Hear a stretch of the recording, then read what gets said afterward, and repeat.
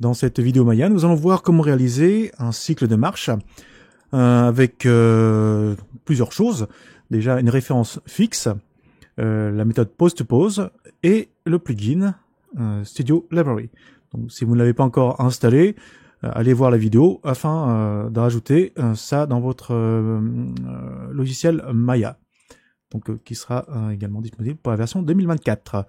Donc une fois qu'on a fait donc le chargement d'un personnage, donc là je vais créer un plan en cliquant sur le menu Create Free Image Plane. Donc ça c'est la méthode peut-être la plus rapide, la plus simple pour ceux qui ne sont pas à l'aise avec les plans sur lesquels il faut placer une texture. Donc là, voilà, j'augmente donc la taille du gizmo Free Image Plane. Ensuite CTRL plus A, j'entre dans l'onglet donc Attribute Editor. Et dans Image Name, ici là je vais cliquer sur le petit dossier afin d'accéder à ma référence de marche. Voilà, donc une fois qu'elle est placée, elle est à la bonne taille, enfin plutôt elle est avec le bon ratio, donc en hauteur et en largeur. Maintenant je vais faire donc une rotation, voilà, comme ça. Voilà.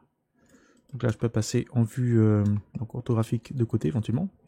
Donc là, évidemment, je ne suis pas dans le bon sens, donc je clique sur le menu Panels, orthographique, New, et j'essaye, donc là non, c'est Right, donc de l'autre côté ça devrait être Left. Voilà. Ok. Donc je resélectionne. Alors, voyons voir. Ouais.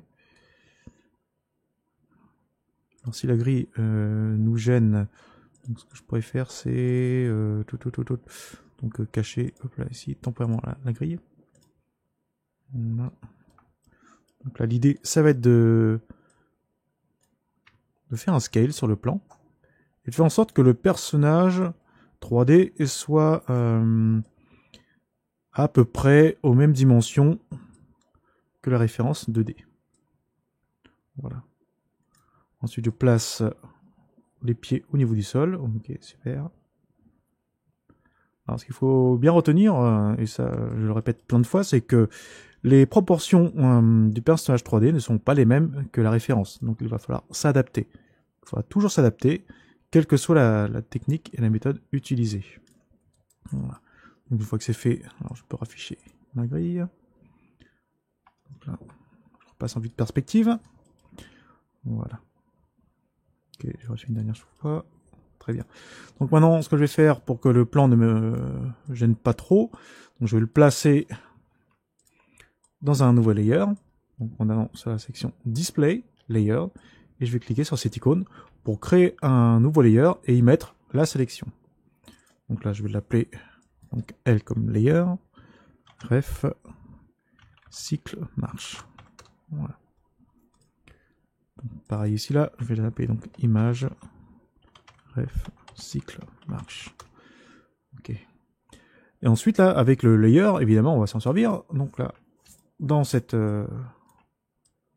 section, donc là, j'ai trois lettres. Donc il y a V pour pouvoir visualiser le layer. Donc P pour le rendre jouable ou visible pendant une animation. Et là, vous avez donc une dernière case dans laquelle on va pouvoir mettre donc soit en lettre T. Donc ça c'est pour template. Et vous voyez que là, on ne voit plus rien. Là. Donc en mettant en template, on s'aperçoit que c'est transparent. Par contre, en mettant en R, donc comme reference, donc là, le plan apparaît, mais je ne peux plus le sélectionner dans le viewport. Voilà. Donc là, j'ai deux caméras là qui m'embêtent là. C'est celle que j'ai créée tout à l'heure. Je peux les cacher. Hop.